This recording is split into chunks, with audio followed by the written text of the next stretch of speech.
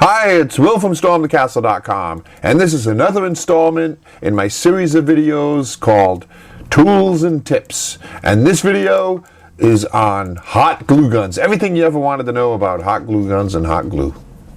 Dioramas, origami, catapults, and trebuchets, telescopes, terrariums, bonsai trees and paper games, swords and shields and real blacksmithing, rattle rockets, animation. I teach the art of real creation. StormTheCastle.com. Let's make something. Okay, I've got a broken hot glue gun here. The trigger is broken. So we'll take a look at why that happened, and we'll also take a look at the inside of a hot glue gun. This is my favorite one. This is a Sure Bonder. I love this hot glue gun. It's a shame it's broken. But there you go. It's broken because of that little white thing there, that little white lever has cracked. And I did that because I tried to squeeze out the hot glue before it was hot enough. It wasn't flowing, so I broke it. But the major function here of a hot glue gun is you have this little lever that pushes the rod of hot glue into the heating element. So you've got a feed collar there.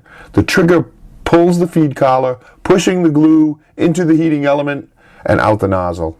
And usually they have a non-off button, but not always. So there's two major sizes of hot glue guns. There's more, but the two major ones that are most commonly used for arts and crafts are the small and the large, and they each have their own respective diameter of hot glue stick. The small ones are 0.28 or 5/16 of an inch wide, the glue stick.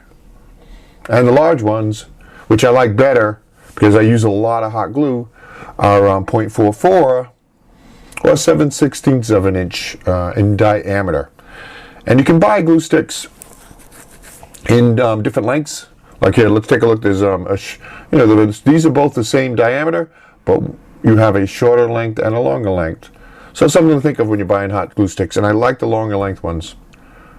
So there are generally two different temperatures for hot glue, a low and a high, and both these guns have them. I almost exclusively use the high temperature because you get a lot more hot glue running quicker, so you can do the job quicker. But I recommend usually using the lower temperature because it's safer, because hot glue can burn you, and it's also safer for the materials you're using.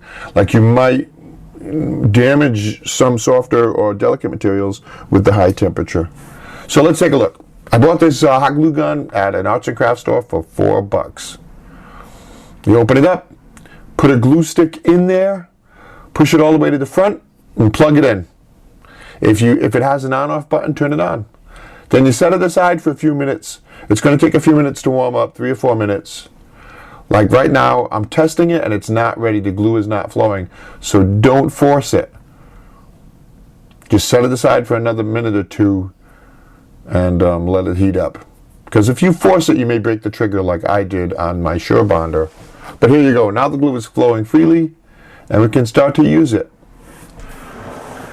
And hot glue is wonderful because one of the reasons why it's wonderful is it has such a wide range of applications. For instance, here we're going to glue some balsa wood. Works very nice on balsa wood. You know, I have a project for that I need to do a video on. You can, of course, foam board. If you watch my channel, you know I use hot glue and foam board. You can do cloth, you can do leather, and cloth particularly, you want to use the low setting. Cardboard, and all kinds of other stuff. So about the glue sticks, you saw in my intro that I used a black glue stick. That is wonderful. But they also make all kinds of different kinds of glue sticks. Like these have glitter in them. So it isn't so much for adhering things, it's for making decorations. You can draw out words and pictures and stuff with the glitter glue stick. And glue can get kind of messy. If you want to protect the surface that you're working on, or you want to make it a little easier, you can buy the silicone hot glue pad like this for a few dollars. So the hot glue doesn't stick to it, and once it cools, it peels right off. And you can use that. I'm going to show you a little bit more about that. But a very easy cleanup.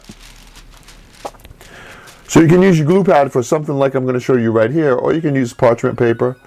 But you can do a whole bunch of different things. Designs, you can lay out designs. And then let it cool, and then you can peel it off. And here's a tip for cooling it quickly when you're hot gluing.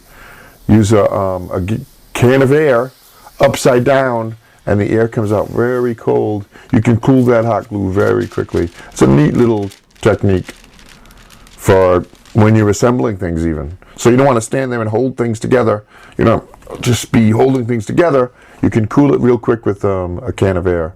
See, like this slice of pizza.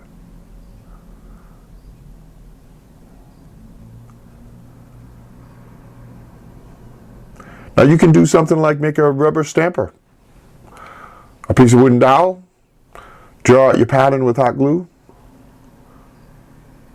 and then you can stamp with it.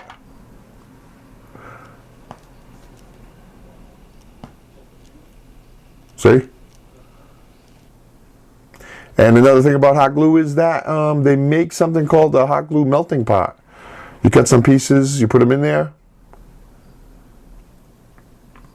and plug it in.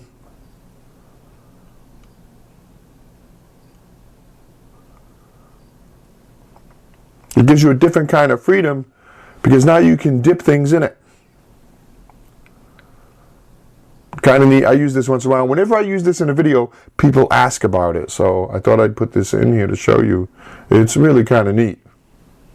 So let's take a look at some projects that use hot glue in creative ways. And that's what I really want to impart on you here, is that it isn't just about adhering things together. There's a lot of different ways you can use the hot glue gun.